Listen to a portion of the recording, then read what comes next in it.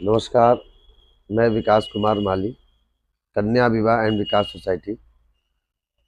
आप तमाम दर्शकों से एवं मीडिया बंधुओं से आग्रह करना चाहता हूं कि किसी भी तरह का अफवाह या गलत मैसेज संस्थान के बारे में न दें।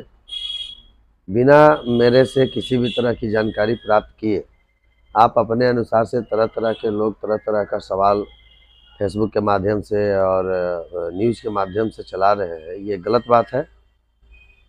अगर आप लोगों को लगता है कि यह सामूहिक विवाह का आयोजन करके अगर मैं गलत किया हूं, तो आप लोग पर्सनली मेरे से आके बात पूछें या मेरे से कोई जवाब लें। मैं जवाब देने के लिए तैयार हूँ, चाहे वो लिखित हो चाहे मौखिक हो।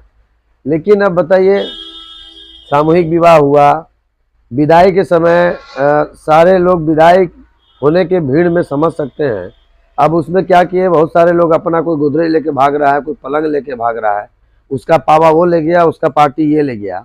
अब सबको सामान एकत्रित करके एक जैसा देना था, और जिसका सामान अगर कोई चोरी करके भाग गया या पलंग का कोई पार्टी लेके भाग गया, तो उसमें हम लोग की क्या गलती है। उसके बावजूद भी जितने लोगों को हम लोगों ने सामान उस दिन में रोका, शाम तक दे के विदा किया। एक दिन में 350 का सामान बांटना क्या संभव है?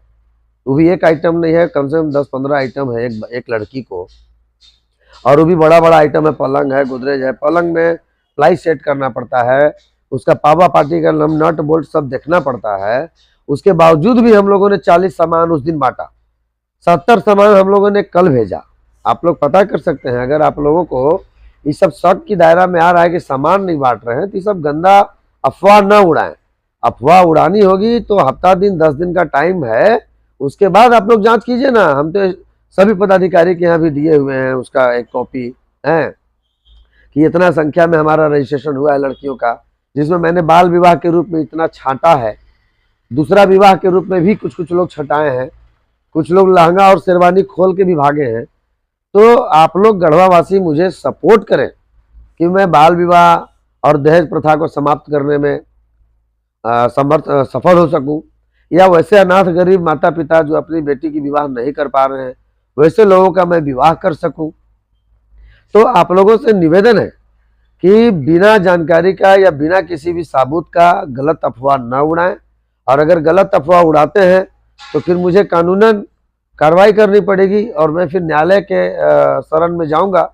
उसके बाद फिर उनका जो भी निर्णय आएगा उस पर मैं किसी से बात करूंगा। धन्यवाद।